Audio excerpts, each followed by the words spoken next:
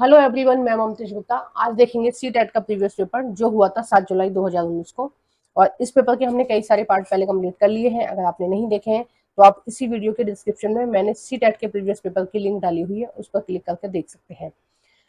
अब तक मैंने 2023 से और 2015 तक के सभी पेपर कंप्लीट करा दिए हैं, तो आप उन सभी को उसी सी टेट की प्रीवियस पेपर की प्ले लिस्ट पर क्लिक करके देख सकते हैं और उसकी लिंक आपको इसी वीडियो में मिल जाएगी।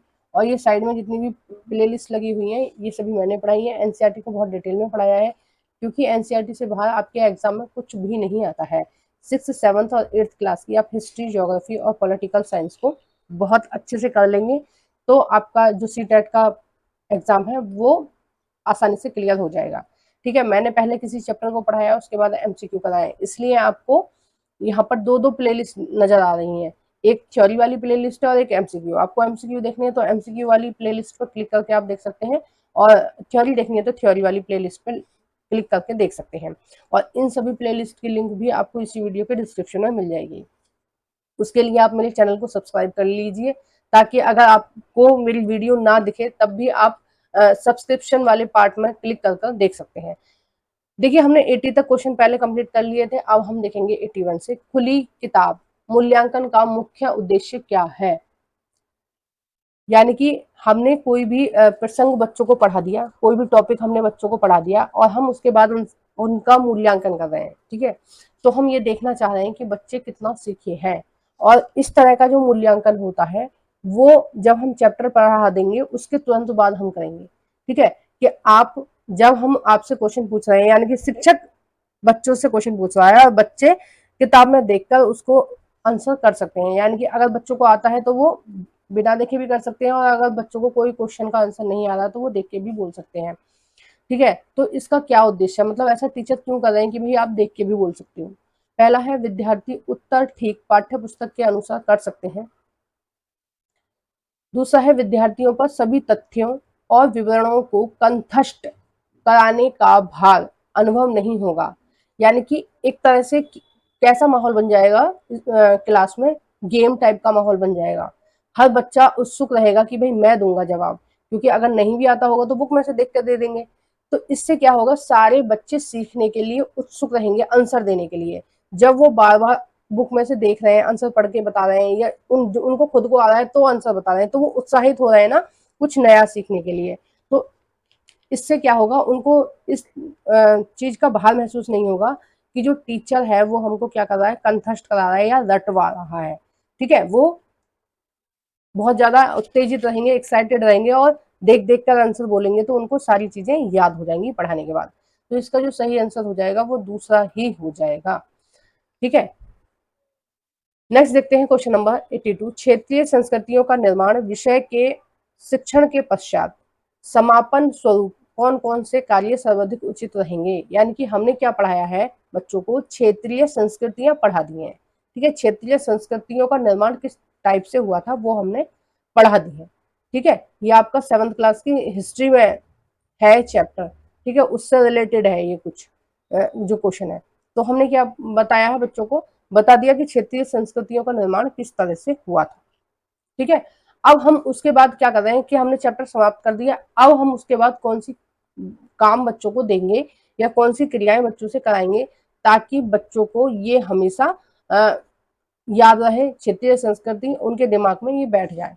पहला है, छोटे समूह की परियोजनाएं। यानी कि बच्चों को हम समूह में बांट देंगे और उनको कुछ वर्क देंगे कि भाई तुम इस प्रोजेक्ट के ऊपर काम करो। ठीक है, हमने पढ़ा दिया, इस प्रोजेक्ट के ऊपर आपको काम करना है। बी है, विशेषज्ञ द्वारा नृत्य प्रस्तुति। यानी कि जो भी क्षेत्र अलग अलग संस्कृतियों के डांसर हैं, हम उनको बुलाएंगे और उनसे डांस करवाएंगे। देखो, ये तो संभव भी नहीं है और ये सही तरीका भी नहीं है। सी है, प्रश्न उत्तरी प्रतियोगिता। यानी कि हम एक प्रतियोगिता रखेंगे जिसमें बच्चों से हम क्वेश्चन करेंगे अलग अलग संस्कृतियों के बारे में और बच्चे उसको आंसर करेंगे।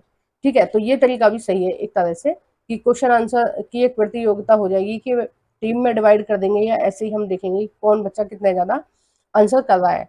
तो इस तरह के जो क्वेश्चन आंसर की जो डिबेट होती है क्लास में, उससे क्या होता है, बच्चों को बहुत सारी चीजें याद हो जाती हैं। कोई दूसरा भी अगर क्वेश्चन का आंसर दे रहा है तो बच्चे उसको भी ध्यान से सुन रहे हैं, तो सभी बच्चों को वो चीजें याद हो जाती हैं। डी है समुच्चय चित्र या कॉलाज बनाना, यानी कि हम बच्चों को एक इस तरह का फ्रेम बनाने के लिए बोलेंगे कि भाई आप इस तरह का फ्रेम बनाइए और इसमें आप इस तरह के कॉलम बनाइए हर संस्कृति से रिलेटेड। ठीक है, आपको देना है कि कौन सी संस्कृति के लोग किस तरह के कपड़े पहनते हैं, किस तरह का डांस करते हैं। ठीक है, तो अलग अलग वो चित्र बनाएंगे और उसके नीचे लिखेंगे कि ये इस संस्कृति के कपड़े हैं, ये उस क्षेत्रीय संस्कृति का डांस है, ये मतलब इस तरह से कॉलाज बनाएंगे तो बच्चों को अच्छे से ये चीजें याद रहेंगी। तो जिस क्वेश्चन का जो ऑप्शन था वो बी वाला सही नहीं था, जिसमें बी है उसको आप छोड़ दीजिए, जिसमें बी नहीं है आप उसको ले लीजिए। तो फोर्थ वाले में बी नहीं है, इसका जो सही आंसर हो जाएगा वो यही वाला हो जाएगा। नेक्स्ट देखते हैं क्वेश्चन नंबर 83। कल्पना कीजिए आपको एक साम्राज्य वंशागत में मिला है, यानी कि हम बच्चों को बोल रहे हैं कि आप ऐसी कल्पना कीजिए कि आपको एक साम्राज्य मिला है। वंशागत का मतलब है कि आपके बाबा पहले राजा थे, उसके बाद आपके पापा राजा बने हैं और आज आप खुद सम्राट बन गए हैं। ठीक है, उस राज्य के। ठीक है, यानी कि पीढ़ी दर पीढ़ी कोई चीज ट्रांसफर हो रही है तो हम क्या बोलेंगे, उसको वंशानुगत बोलेंगे। ठीक है, तो उनको क्या मिल गया है, एक उनको साम्राज्य मिल गया है, इसके बारे में हम बोल रहे हैं उनसे। आप अपने साम्राज्य को किस प्रकार स्थायी और संपन्न बना सकेंगे। ठीक है, तो हमने ये बच्चों को बोला है। अब नीचे देखते हैं क्या बोला गया है। ऊपर दिए गए प्रश्न के संदर्भ में एक अध्यापक के रूप में आप विद्यार्थियों को जांचते समय किस कुशलता पर बल देंगे। यानी कि आपने बच्चों से ये बोला है कि भाई आपको आपके पापा ने राजा बना दिया है या आपको ये चीज फ्री में मिली है, वंशानुगत मिली है कि आप राजा बन गए हैं, तो हम किस चीज को बच्चों के अंदर जांचने की कोशिश कर रहे हैं। पहला है तर्क करने की क्षमता को हम जांचना चाह रहे हैं, यानी कि वो बताएंगे कि हम राजा बन गए हैं तो हम इस तरह से चीजों को करेंगे। दूसरा है अनुभव की तुलना करेंगे। देखो अनुभव तो उनको है ही नहीं, है ना, अनुभव नहीं है, उनको पता ही नहीं है कि किस तरह से राजा महाराजा होते थे। तीसरा है विश्लेषण करने की क्षमता, ये भी जांच नहीं करेंगे हम। देखेंगे ऑप्शन नंबर 4 परिस्थितियों का अनुमान एवं निष्कर्ष। तो हम बच्चों के ऊपर ये भार डालेंगे। ठीक है, उनको बताएंगे कि आज आप राजा बन गए हैं, आपके पापा ने आपका राज तिलक करा है, अब आप बताइए कि किस तरह से आप अपने राज्य को संभालेंगे। ठीक है, तो वो अब आप बताइए कि कौन कौन सी परिस्थितियां आपके राज्य में आ सकती हैं और आप किस तरह से उसका निर्णय लेंगे। तो इससे क्या होगा, बच्चे परिस्थितियों का अनुमान लगा पाएंगे। ठीक है, ये चीज भविष्य के लिए भी होगी कि बच्चे ये सीख पाएंगे कि भविष्य में कौन सी परिस्थितियां आने वाली है और हमें उनसे किस तरह से निपटना है। तो इसका जो सही आंसर हो जाएगा वो फोर्थ हो जाएगा। और मैं आप लोगों के लिए भी ये चीज बताना चाहती हूँ कि आप हमेशा हर परिस्थिति के लिए तैयार रहिए। हमेशा आप ये मत सोचिए कि हमारे साथ सब अच्छा ही होगा। ठीक है, अच्छा सोचना एक अच्छी बात है, पॉजिटिव सोच रखनी चाहिए, लेकिन ये भी कभी नहीं सोचना चाहिए कि हमारे साथ कभी कुछ गलत नहीं होगा। गलत हमेशा होगा ही। ठीक है, क्योंकि जीवन में दुख आते ही हैं और सबके जीवन में दुख आते हैं। आसपास देखिए सब लोग दुखी हैं किसी न किसी समस्या से। तो आपको अपने मन में ये चीज रखनी चाहिए कि अगर इस तरह की समस्या आई तो हमें इस तरह से इसको फाइट करना है या इस तरह से हमें इसके साथ निपटना है। ठीक है, मान लो बेरोजगारी की समस्या आई या आपके जीवन में कुछ और दिक्कतें आई, कुछ लोग आपका साथ छोड़कर चले गए, तो ऐसा नहीं है कि आप जीना छोड़ देंगे। ठीक है, आपके मम्मी पापा कल को नहीं रहेंगे, क्योंकि एक समय के सबके मम्मी पापा हर बच्चे के सामने कभी ना कभी जाते ही हैं। तो आपको हर परिस्थिति के लिए तैयार रहना है कि अगर वो नहीं रहेंगे तो आप कैसे जियोगे, आपका रोजगार क्या होगा, आप घर परिवार कैसे चलाओगे। तो ये सारी चीजें हर व्यक्ति को अपने दिमाग में रखनी चाहिए। ठीक है, उनको अनुमान होना चाहिए कि अगर हमारे साथ इस तरह की कोई भी दुर्घटना हो जाती है तो हम उससे इस तरह से निपटेंगे। ठीक है, आप हमेशा ये मत सोचिए कि आज हम पढ़ रहे हैं कल हमारी नौकरी लग जाएगी, परसों हमारे पास पैसे होंगे, अच्छी शादी हो जाएगी, घर परिवार सेटल हो जाएगा। एक पॉजिटिव भी लेके चलिए कि हमें इस तरह से आगे बढ़ना है, एक नेगेटिव भी लेके चलिए कि अगर हमारे साथ कुछ गलत परिस्थिति हो जाती है तो हमें उनसे कैसे निपटना है। आप ये भी लेके चलिए कि अगर कल को आपको आपकी सीटेट क्लियर करने के बाद गवर्नमेंट जॉब नहीं लगी तो आप दूसरा ऑप्शन भी अपनी लाइफ में रखिए। ठीक है, ऐसा ना हो कि आपने सोचा हो केवल गवर्नमेंट जॉब ही करनी है और कल को आपको गवर्नमेंट जॉब नहीं मिली तो आपका पूरा जीवन पूरी तरह से आप ये सोचें कि हमारा जीवन खराब होगा। ऐसे नहीं सोचना है। हमें 2-3 ऑप्शन हमेशा लाइफ में लेके चलने हैं कि अगर गवर्नमेंट जॉब नहीं मिली तो हम इस तरह की जॉब कर लेंगे, प्राइवेट कोचिंग सेंटर खोलेंगे या प्राइवेट स्कूल में जॉब कर लेंगे। अगर प्राइवेट स्कूल में जॉब नहीं मिली तो हम कोचिंग सेंटर खोल लेंगे, कोचिंग सेंटर भी नहीं खोल पाए तो हम घर में बच्चों को पढ़ा लेंगे। यानी कि 2-3 ऑप्शन आपको अपनी लाइफ में रखनी ही रखनी है, क्योंकि प्रॉब्लम आएंगी, 100% आएंगी। आज तक हो सकता है आपने प्रॉब्लम ना फेस की हो, क्योंकि 18-19 साल तक तो हमारे माता पिता का साया हमारे सर पर होता है, ठीक है। तो वो हमें वैसे भी नहीं बताते हैं कोई भी दिक्कत होती है घर परिवार में, कुछ पैसे की दिक्कत है, कुछ और दिक्कत है। लेकिन अब आप अपनी रियल लाइफ में एंटर कर रहे हैं, ठीक है। 21 के बाद आप लाइफ में एंटर करना शुरू करते हैं, अपने हिसाब से लाइफ को जीना शुरू करते हैं, तब आपकी लाइफ में प्रॉब्लम आती है और आपको अपने हिसाब से उनसे निपटना आना चाहिए, ठीक है। आइए देखते हैं क्वेश्चन नंबर 84। आदिवासी विषयक परिचय करने के लिए सर्वोत्तम सम्मानजनक नीति होगी। यानी कि हमें क्या पढ़ाना है, हमें पढ़ाना है बच्चों को आदिवासियों के बारे में।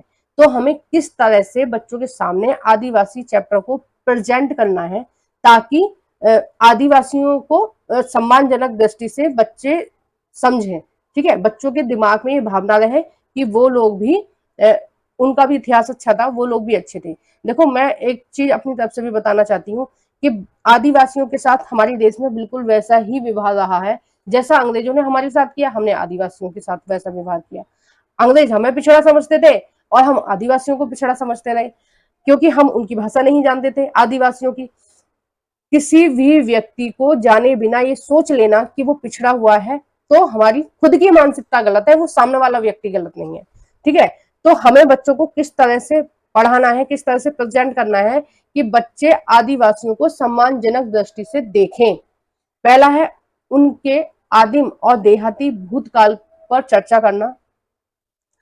ये नहीं है, हमें उनको देहाती प्रेजेंट नहीं करना है बच्चों के सामने। दूसरा है उन्हें संपन्न और शक्तिशाली वनवासी के रूप में चित्रित करना। तीसरा है उनकी रंगीन वेशभूषा को प्रदर्शित करना। देखो ये इस तरह से नहीं करना चाहिए कि आदिवासी है तो पत्ते बांध के घूम रहे हैं या कुछ भी, मतलब ऐसे दिखाते हैं कि रंग बिरंगे कपड़े पहन के घूम रहे हैं और रंग बिरंगी मालाएं पहन के घूम रहे हैं। तो ये क्या हो, ऐसे लोगों क्या बोलते हैं, हम आदिवासी बोलते हैं। तो ऐसे नहीं बताना है बच्चों को। चौथा है जनजाति गानों और नृत्यों को पर्दे पर दिखाना। तो ये भी एक सही तरीका नहीं है। सही तरीका क्या है आदिवासियों को पढ़ाने का, ये आपका 8th क्लास की एनसीईआरटी में है चैप्टर, ठीक है। और देखो पेडागोजी भी आपकी एनसीईआरटी से ही ली जा रही है, कहीं अलग से नहीं ली जा रही है। अगर आपने एनसीईआरटी अच्छे से पढ़ी होगी तो ये भी आप अच्छे से कर पाते। उन्हें संपन्न और शक्तिशाली वनवासी के रूप में चित्रित करना, इसका जो सही आंसर हो जाएगा वो ये हो जाएगा। क्यों हो जाएगा कि देखिए आदिवासियों का भी अपना एक इतिहास था, उनका इतिहास कैसा था, ओरल था, है ना। वो एक पीढ़ी से दूसरी पीढ़ी में चीजें ट्रांसफर हो रही थी। आदिवासियों को भी बहुत अच्छी जानकारी थी पेड़ पौधों की, जड़ी बूटियों की, आज भी है। कुछ जो आदिवासी हैं उनको जड़ी बूटियां वो कलेक्ट करते थे पहले भी, आज भी करते हैं कुछ आदिवासी लोग। फलों की बहुत अच्छी जानकारी थी, कौन सा फल अच्छा होता है, कौन सी परिस्थिति में चीजें उगती हैं और हमें कब उन्हें तोड़ना चाहिए, ठीक है। आदिवासियों को जंगलों की बहुत अच्छी जानकारी थी। और जो लोग आज हैं वनवासी हैं, आज भी कुछ जनजाति हैं जो वनवासी हैं, उनको आज भी उनके बारे में बहुत अच्छी जानकारी है। तो हमें इस तरह से उनको बताना है बच्चों को। और जो रियल बात है, जो सच में ये बात है कि उनको जंगल की बहुत अच्छी जानकारी है, लेकिन हमने क्या किया, हम गवाह कह के सारी चीजों को पीछे छोड़ देते हैं। अभी एक गांव का व्यक्ति आ जाएगा, ठीक है, और उसके अंदर बहुत अच्छा ज्ञान है खेती का, कृषि का, उसने देखा है, ठीक है। एक शहरी बच्चा है, वो उसको गवार समझता है, जबकि गांव के बच्चे को पता है गेहूं कैसे उगेंगे, कैसे फसल आएगी। और शहर के किसी भी बच्चे को नहीं पता होगा, जिसका जन्म शहर में हुआ है, जिसके घर में खेत नहीं है, उसको नहीं पता होगा खेती कैसे होती है। तो ऐसा नहीं है कि आप किसी गांव के बच्चे को देखेंगे तो आप पूरी तरह से उसका बहिष्कार करने लग जाएंगे, ऐसा नहीं करना चाहिए। उसको समझने की कोशिश करनी चाहिए कि भाई हर व्यक्ति में कुछ ना कुछ ज्ञान होता है, तो इसके पास भी कुछ ना कुछ ज्ञान रहा होगा। और देखो ये समझदार व्यक्तियों की पहचान होती है कि सामने वाले को आप नीचे दिखाने की कोशिश मत कीजिए, ठीक है। आप उसको बराबरी पर लेकर आइए, आप उसका भी उतना सम्मान रखिए जितना आपका सम्मान है, ठीक है। आप अलग चीजों में इंटेलिजेंट है, वो अलग चीजों में इंटेलिजेंट है। हर व्यक्ति के पास कुछ ना कुछ काबिलियत होती ही है, ठीक है। और जो इंटेलिजेंट लोग होते हैं वो सबका सम्मान करते हैं, और जो बेवकूफ लोग होते हैं वो बस अपने आप को इंटेलिजेंट समझते हैं, बाकी लोगों को बेवकूफ समझते हैं, ठीक है। तो आपको इंटेलिजेंट बनना है और सबका सम्मान करना है। नेक्स्ट क्वेश्चन है आपका, जब विवाद इस पर मामलों को सामाजिक विज्ञान की कक्षा में पढ़ा रहे हैं, तब आपको, मतलब आप किस तरह के टॉपिक पढ़ा रहे हैं, विवाद इस पर माने ऐसे टॉपिक जिन पर विवाद हो सकता है। और ये किस तरह के टॉपिक होते हैं, जैसे हम लिंग भेद पढ़ा रहे हैं, लड़की लड़कों में भेदभाव जैसी चीजें पढ़ा रहे हैं, तो देखो सभी के दिमाग में है कि किस पक्ष को नीचा दिखाने की कोशिश होती है, किस पक्ष को ऊंचा दिखाने की कोशिश होती है। हम जाति व्यवस्था पढ़ा रहे हैं, अभी हमने पीछे क्या पढ़ाया बताया आपको, आदिवासी पढ़ाया, ठीक है। तो अगर हम इस तरह के टॉपिक पढ़ा रहे हैं जो विवाद इस पर है, यानी कि जिन पर विवाद होने की संभावना है, तो उनको पढ़ाते समय हमने किस चीज का ध्यान रखना चाहिए, हमें किन चीजों पर ज्यादा बल देना चाहिए। पहला है, विद्यार्थियों की पृष्ठभूमि को ध्यान में रखते हुए केवल ठेस ना पहुंचे वाले पहलुओं पर चर्चा करनी चाहिए, यानी कि हमें केवल उन्हीं टॉपिकों पर चर्चा करनी चाहिए जिससे किसी बच्चे की भावना आहत ना हो। देखो ऐसा नहीं है, आप हर टॉपिक को क्लास में डिस्कस कीजिए, बस अपने शब्दों में मर्यादा रखिए। अभी मैंने आदिवासियों का आपको पढ़ाया, ठीक है, कुछ बच्चे जो आदिवासी होंगे वो भी देख रहे होंगे इसको, ठीक है, कुछ बच्चे एसटी वाले भी देख रहे होंगे, कुछ बच्चे जर्नल वाले भी देख रहे हैं, हर कैटेगरी का बच्चा इस वीडियो को देख रहा है। तो आप समझ पा रहे हैं कि मैंने किस तरह से प्रेजेंट किया है आदिवासियों को, ठीक है।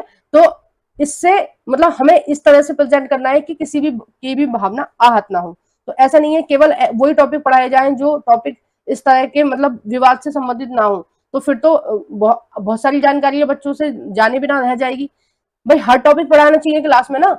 दूसरा है, मुकाबला करने से पूरी तरह बचना चाहिए, ये भी गलत बात है। आप बच्चों डिबेट भी रखो इस मामले में और बताइए कि भाई जो भी बच्चे हैं वो अपने अपने विचार रखेंगे, डरना नहीं चाहिए। जब तक आप बच्चों से खुलकर बात नहीं करोगे तो जो समाज में बुराइयां चल रही हैं, जो छुआछूत चल रही है, जो भेदभाव चल रहा है, जो रूढ़िवादियां चल रही हैं, उनको अगर आप डिस्कस नहीं करोगे तो वो वैसी ही बनी रहेंगी। एक शिक्षक होने के नाते आपकी जिम्मेदारी है कि समाज को आप स्वच्छ बनाएं, ठीक है। हर तरह की चीजों को क्लास में डिस्कस करें और बच्चों को समझाएं अपने स्तर पर। तीसरा है, समय समय पर उन्हें उठाना चाहिए और संक्षिप्त चर्चा करनी चाहिए। तो ऐसा नहीं है कि एक आध बच्चे को आप उठा लो और थोड़ी थोड़ी आप चर्चा कर लो, ऐसा नहीं है। चौथा है, सही योजना के साथ सम्मानजनक चर्चा की पहल करनी चाहिए। बिल्कुल सही है कि आपको क्लास में ध्यान रखना चाहिए कि आपकी क्लास में हर कैटेगरी का बच्चा पढ़ रहा है और किसी भी कैटेगरी के बच्चे की भावना आहत ना हो, सभी को अच्छा फील रहे, अच्छा अच्छा वो पढ़े। आपको इन चीजों का ध्यान रखना है, ठीक है। नेक्स्ट देखते हैं क्वेश्चन नंबर 86। सामाजिक और राजनीतिक जीवन अध्यापन का केंद्र बिंदु होना चाहिए। हमें क्या पढ़ाना है, सामाजिक विज्ञान और राजनीति जीवन पढ़ाना है। सामाजिक विज्ञान और राजनीति जीवन पढ़ाना है तो अध्यापन का केंद्र बिंदु क्या होना चाहिए। ए है राजनीतिक संस्थानों का अध्ययन, बी है मूलभूत सिद्धांतों का अध्ययन। तो 86 का जो सही हो जाएगा वो हो जाएगा, ये दोनों ही सही है कि हमें राजनीतिक संस्थानों का भी अध्ययन करना चाहिए किस तरह से है, और जो हमारी राजनीति चलती है वो सिद्धांतों पर चलती है, और सिद्धांत किस में लिखे हुए हैं, हमारे संविधान में लिखे हुए हैं। संविधान के अकॉर्डिंग हमारे देश की राजनीति चलती है, तो हमें इन दोनों को पर विशेष ध्यान देना चाहिए जब भी हम राजनीति विज्ञान पढ़ा रहे हैं। क्वेश्चन नंबर 87, विद्यार्थियों के साथ एक छोटे समूह में योजना बनाते समय निम्न में से किस पर अधिक बल होना चाहिए। हम बच्चों के साथ किस तरह की क्रियाएं कर रहे हैं कि बच्चों के साथ एक छोटे समूह में परियोजना बनाते समय, यानी कि बच्चों को हमने असाइनमेंट दे रखा है, छोटे छोटे समूह में बांट रखा है, अब हमें किस बात पर बल देना चाहिए। ए है एक चुनौतीपूर्ण कार्य की रचना, ठीक है। आपका बी है विद्यार्थियों को साथ काम करना सिखाना, सी है समूह का विचार पूर्वक चयन करना, और डी है कार्य की पूर्ति करना। देखो केवल ये उद्देश्य नहीं होना चाहिए असाइनमेंट का कि कार्य की पूर्ति करना, कि काम पूरा होना चाहिए, बस हमें कोई मतलब नहीं है, हम टीचर हैं और हमें कोई मतलब नहीं है, बस आप काम करके लाओ, जो हमने दे दिया वो आप करके लाओ। हमें डी को छोड़ के बाकी तीनों पर ध्यान देना चाहिए, यानी कि ऐसा कुछ कार्य देना चाहिए कि भाई ये चैलेंज है आपका, आपको ये करके लाना है, तो चैलेंज के हिसाब से बच्चे लेंगे और उसको अच्छे से करेंगे कि हमें चैलेंज कंप्लीट करना है, ठीक है। तो इसका जो सही आंसर हो जाएगा वो हो जाएगा ए, बी और सी सही है। नेक्स्ट देखते हैं क्वेश्चन नंबर 88, सामाजिक विज्ञान के अध्ययन के संदर्भ में निम्नलिखित में से कौन से कथन सही है? सामाजिक विज्ञान के अध्ययन से संबंधित है। ए है समस्याओं को क्रमबद्ध विश्लेषण करने में मदद करता है। ठीक है, तो ये वाला ऑप्शन सही है कि हम सामाजिक विज्ञान को कैसे पढ़ते हैं, क्रम में पढ़ते हैं। ऐसे नहीं है कहीं कहीं से कुछ भी पढ़ लेते हैं। इससे हमें क्या सीख मिलती है कि हमें चीजों को क्रम से विश्लेषण करने में मदद मिलती है। ठीक है, बी है विद्यार्थी बड़े होंगे और अपने आप जानकारी ढूंढ लेंगे। तो हम ऐसे नहीं छोड़ सकते, चाहे क्लास कोई भी हो, बच्चों को हम ऐसे नहीं छोड़ सकते थे भाई आप अपने मर्जी से सारी समस्याओं की निराकरण खुद कीजिए या खुद ही जानकारी ढूंढ लीजिए किताब में से या न्यूज़पेपर में से या इंटरनेट से। तो ऐसे तो नहीं छोड़ना है। आप टीचर हैं, आपका क्या काम है? बच्चों को समझाने का ही काम है ना। फिर आप क्यों हैं क्लास में अगर बच्चे खुद ही कर लेंगे तो। सी है समझाने की अपेक्षा विषय की विस्तृत जानकारी पर विशेष बल देंगे। समझाना तो हमें केंद्र में रखना है। ठीक है, सबसे ज्यादा बल हमें किस पे देना है? समझाने पर ही देना है। डी है दी गई जानकारी के साथ संवेदनशीलता और जिज्ञासा पैदा करना। तो बच्चों में किस तरह से हमें प्रेजेंट करना है कोई भी टॉपिक, ताकि वो उत्साहित रहे चीजों को सीखने के लिए। ठीक है, तो इसका जो सही आंसर हो जाएगा वो हो जाएगा ए और डी। ठीक है, ए और डी हो जाएगा। देखो थोड़ी सी टाइपिंग मिस्टेक है, तो इसमें आप ए और डी कर लेना। ठीक है, ए और डी, बी वाला इसमें ये गलत हो गया है। क्वेश्चन नंबर 89, निम्नलिखित में से किसके लेखन को प्राथमिक स्रोत के रूप में माना जा सकता है? तो इसका जो सही आंसर हो जाएगा वो हो जाएगा दूसरा। नेक्स्ट क्वेश्चन देखते हैं हम आपका, और इस वीडियो का ये लास्ट क्वेश्चन है। यदि आपको प्राचीन भारतीय इतिहास पढ़ाना आरंभ करना है तो निम्नलिखित स्रोतों में से किस स्रोत को प्रयुक्त करना गलत होगा? आपको क्या पढ़ाना है? प्राचीन इतिहास पढ़ाना है। ठीक है, अब प्राचीन इतिहास से संबंधित चीजें पढ़ानी है। अब देखना है इसमें से कौन सी चीज प्राचीन इतिहास पढ़ाने के संदर्भ में गलत रहेगी। पहला है हस्तलिपियां, तो ये तो सही है। ठीक है, ये गलत थोड़ी ना है, ये तो सही है। गुफा चित्रकारी, तो ये भी प्राचीन भारत में ही आएगी, है ना। हस्तलिपियां भी मिली है, देखो ये तो एक तरह से जो पुरानी सभ्यताएं मिली है उनसे रिलेटेड है, और शिलालेख भी उनसे ही रिलेटेड है। लेकिन जो लघु चित्रकारी है ये आपके आधुनिक भारत से संबंधित है। ठीक है, आधुनिक और मध्य भारत से संबंधित है। चित्रकारी का जो शौक पैदा हुआ वो लगभग जहांगीर के समय से हुआ, उनको चित्रकारी का बहुत शौक था। उसके बाद अंग्रेजों ने ये परंपरा आगे रखी। तो ये जो लघु चित्रकारी है, देखो ये 8th क्लास में दे रखा है लघु चित्रकारी, तो आप समझ सकते हैं कि ये मुगल काल में और आधुनिक काल में थी। जबकि ये जो तीनों चीज हैं ये किससे रिलेटेड है? प्राचीन भारत से। और देखिए जो प्राचीन भारत का इतिहास है उसमें हम जानकारी कहाँ से इकट्ठा कर रहे हैं? गुफाओं से इकट्ठा कर रहे हैं, हस्तलिपियों से, यानी कि जो हाथ से लिखी गई चीजें हैं उनसे। एक तरह से पंडुलिपियां बोल सकते हैं हम, हस्तलिपियां या पंडुलिपियां, और शिलालेखों से। ठीक है, यहीं से तो स्रोत तो मिल रहे हैं ना हमें इतिहास के।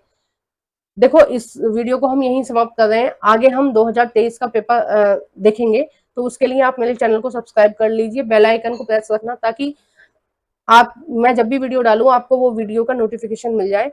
और वीडियो को जरूर से लाइक करना है। कमेंट बॉक्स में बताना है आपको वीडियो कैसी लगी। कुछ भी समस्या है आपको मेरे पढ़ाने में, या कुछ अच्छा लगा है, कुछ बुरा लगा है, या कुछ पूछना है, तो आप कमेंट कर सकते हैं। और जो भी फ्रेंड आपके CTET की तैयारी कर रहे हैं उन सभी फ्रेंडों के साथ मेरी इस वीडियो को शेयर कर देना। Thank you for watching everyone. Like करना नहीं भूलना है, प्लीज लाइक कर देना।